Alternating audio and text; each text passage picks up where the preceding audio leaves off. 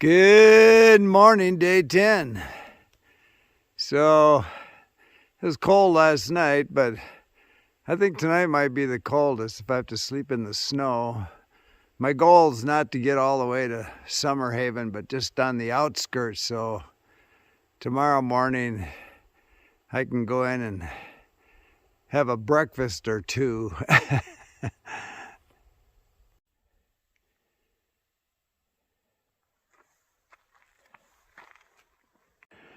Well, I had breakfast in the sun, but then I dropped right into Sycamore Canyon and it left me again.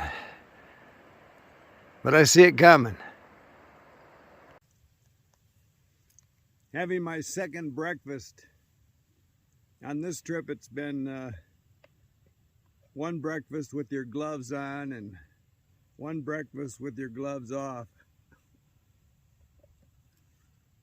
The other thing I was thinking about this morning is, everybody talks about the big three, but there's also the little 10 or 20 or maybe 30, who knows, but one of them is shoelaces. So I'm still wearing these Ultra 3.5 Lone Peak, and they're a mid.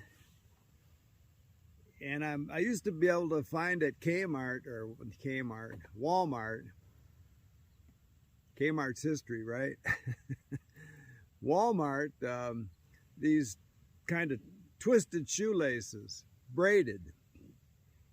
And if I ever find them again, I'm going to back the truck up because I've never found them again. And when you tie them, they stay tied. You don't have to do any special tying. You just tie them the way you regularly would, and they don't come apart. These round ones are always coming loose. So several times a day, I have to stop and retie my boots. I've bought braided online, but when they come in, they're just not the same thing. So again, if I ever find those babies, they're going to be part of my little 10. The other thing is, now every night I'm nervous listening for chewing. Arizona's full of pack rats, and he did so much damage that now I'm just nervous at night, thinking I'm going to have another one. But last night it was quiet, all quiet on the western front.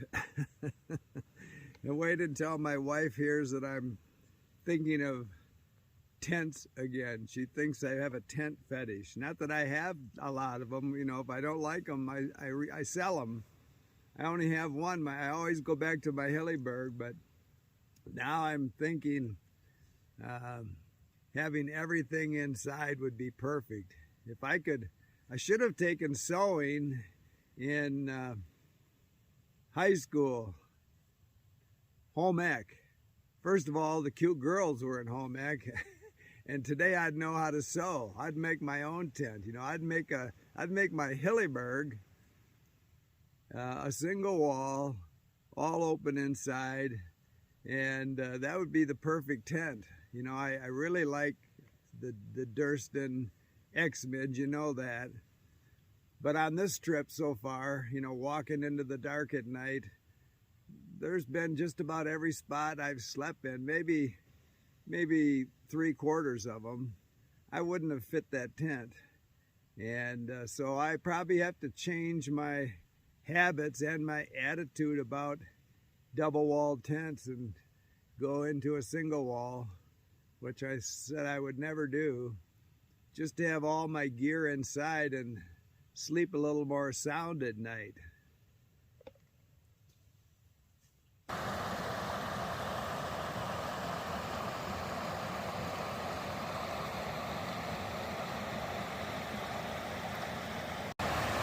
I'm at the Sabino Canyon cutoff and starting to get back into saguaro country. I haven't seen those since the other side of Manning Camp. So I'm at Romero Pass. It was a climb. I knew it was going to be. It took me 8.5 hours to do 12.4 miles, I think, up here.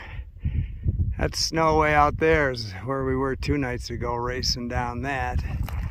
And you can see snow on these north slopes here. So I've got another couple miles to climb. You don't see snow there, but you get around that ridge right there and it's gonna be a snow cone. So down Romero Canyon here, that's Catalina State Park at the bottom, Walmart, Red Lobster, In-N-Out Burger. But I'm going to Summer Haven. I think I'll be sleeping in snow tonight. I just want to get within striking distance of breakfast before they stop serving. And then down the other side, which will be snow too probably, but by that time it'll be late in the day tomorrow. Might be melted out. There's Tucson down there. Still climbing. Just hitting patches of ice so far, but it's coming. Okay, the party begins.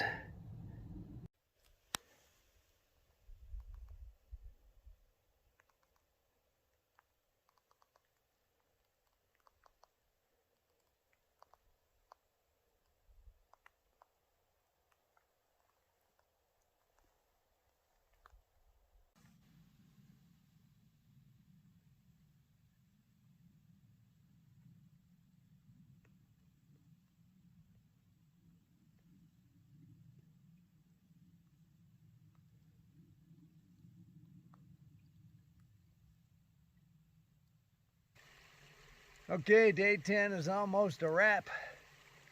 And I have to say I'm pleasantly surprised. I mean, this is hard snow and a little hairy in some places and a little tricky to find the trail, but overall I was expecting a whole lot more snow up here. And I'll be sleeping in it tonight, and I'll be sleeping in the morning because it's hard enough to find the trail in the daylight, let alone with a headlamp on at 6 in the morning.